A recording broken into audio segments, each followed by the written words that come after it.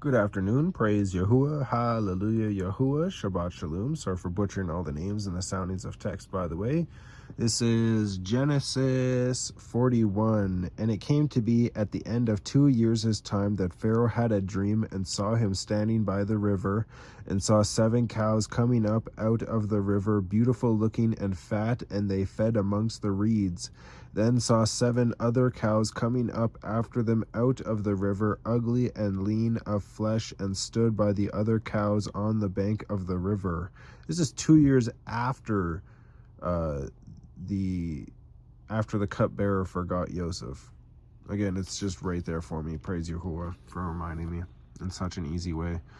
And the ugly and lean of flesh cows ate up the 7 beautiful looking and fat cows. Then Pharaoh awoke, and he slept and dreamed a second time, and saw 7 heads of grain coming up on one stalk, plump and good, and saw 7 lean heads scorched by the east wind coming up after them, and the 7 lean heads swallowed the 7 plump and complete heads. Then Pharaoh awoke and saw it was a dream, and it came to be in the morning that his ruach was moved, and he sent and called for all the magicians of Mitzrayim and all its wise men, and Pharaoh related to them his dreams, but there was no one who could interpret them for Pharaoh. Why? Not even Joseph could interpret them for Pharaoh, only because he was interpreting them because of Yahuwah, and their magicians were not.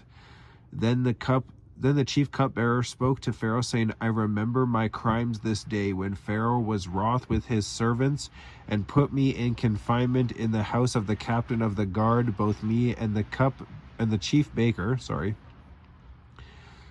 Each one of us dreamed a dream in one night. He and I, each of us, dreamed according to the interpretation of his own dream. And there was with us a Hebrew youth, a servant of the captain of the guard.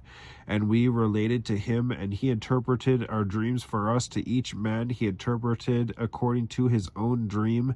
And it came to be as he interpreted for us, so it came to be. He restored me to my office, and he hanged him. Then Pharaoh sent and called Joseph, and they hurriedly brought him out of the dungeon, and he shaved and changed his garments and came to Pharaoh. And Pharaoh said to Joseph, I have dreamed a dream, and there is no one to interpret it. Now I myself have heard it said of you that you understand a dream to interpret it. And Joseph answered Pharaoh, saying, It is not in me. Let Yahuwah answer Pharaoh with peace.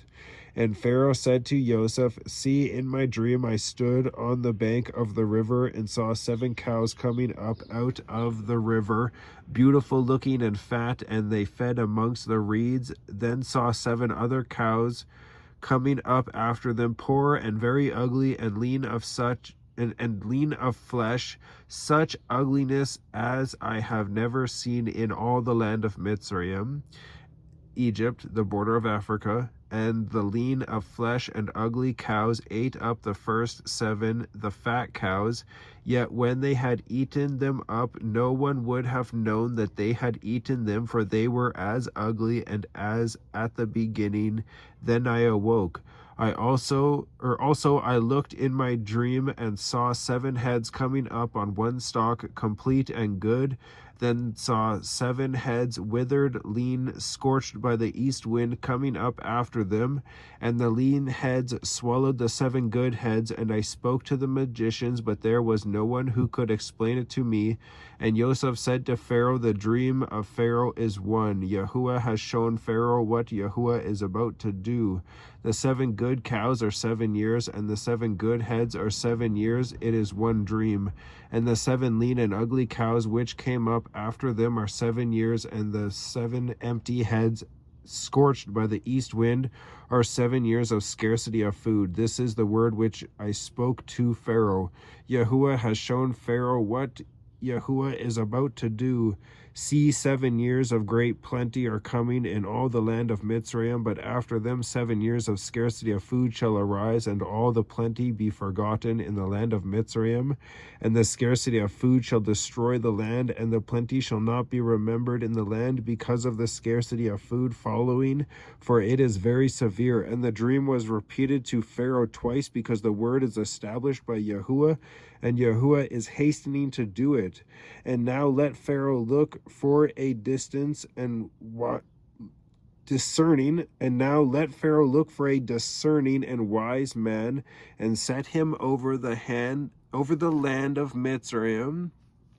My mind is literally jumbling letters. I'm really sorry. I'm trying to push through this. Please forgive me. You know, Moshe and Paul were both slow of speech and slow of tongue, but not slow in knowledge. Let Pharaoh do this, and let him appoint overseers over the land to take up 1/5 of the land of Mitzrayim in the 7 years of plenty, and let them gather all the food of those good years that are coming, and store up grain under the hand of Pharaoh, and let them keep food in the cities. And the food shall be for a store for the land for the 7 years of scarcity of food, which shall be in the land of Mitzrayim. And do not let the land be cut off by the scarcity of food. And the word was good in the eyes of Pharaoh and in the eyes of all his servants. And Pharaoh said to his servants, could we find another like him, a man in whom is the Ruach of Yahuwah? Then Pharaoh said to Joseph, since Yahuwah has shown you all this, there is no one as discerning and wise as you. Be over my house, you yourself, and at your mouth all my people shall kiss. Only in the throne I am greater than you. Back to the same position he was in.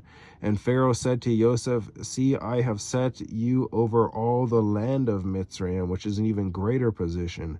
And Pharaoh took his seal ring off his hand and put it on Joseph's hand, and he dressed him in garments of fine linen and put a gold chain around his neck, and he had him ride in the second chariot which he had, and they cried out before him, bow the knee, and he set him over all the land of Mitzrayim. And Pharaoh said to Joseph, I am Pharaoh, and without a word, physically a word from you, let no man lift his hand or foot in all the land of Mitzrayim. And Pharaoh called Joseph's name Zapnath Paneah, and he gave him as a wife Asenath, the daughter of Potipharah, priest of On.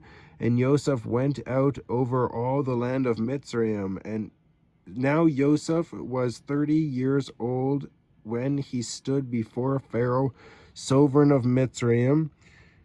And Joseph went out from the presence of Pharaoh and went throughout all the land of Mitzrayim. And in the 7 years of plenty, the ground brought forth generously, and he gathered all the food of the 7 years which were in the land of Mitzrayim, and laid up the food in the cities. He laid up in every city the food of the fields which surrounded them. Thus Joseph gathered very much grain, as the sand of the sea. Isn't that interesting? Yasharel was like the sand of the sea, and the grain in Mitzrayim was of the sand of the sea, until he ceased counting, for it was without number. And to Joseph were born 2 sons before the years of scarcity of food came, whom Asenath, the daughter of Potipharah, priest of On, bore to him. And Joseph called the name of the firstborn Manasseh, for Yahuwah has made me forget all my toil and all my father's house. And the name of the second he called Ephraim, for Yahuwah has caused me to be fruitful in the land of my affliction. And the 7 years of plenty which were in the land of Mitzrayim came to an end, and the 7 years of scarcity of food began to come, as Joseph had said. And the scarcity of food was in all lands, but in all the land of Mitzrayim there was bread. But when all the land of Mitzrayim hungered, and the people cried to Pharaoh for bread, Pharaoh said to all the Mitzrites, go to Joseph, do whatever he says to you. And the scarcity of food was over all the face of the earth, and Joseph opened all the storehouses and sold to the Mitzrites, and the scarcity of food was severe in the land of Mitzrayim. And all the earth came to Joseph in Mitzrayim to buy grain, because the scarcity of food was severe in all the land. I just remembered something. Someone told me I should use a ruler to help guide, and I totally should, but I don't have a ruler, so I have to wait till I can get a ruler, and I just keep forgetting. One day I'll remember to get a ruler, and hopefully it'll help me. It'll cover the entire thing, and I can go line by line instead of using my finger, because when I put my hand down, it focuses as it's going down, and it just gets blurry. And with a ruler, it's flat straight across, so it's nicer. But yeah, HallaluYahuah, Shabbat Shalom.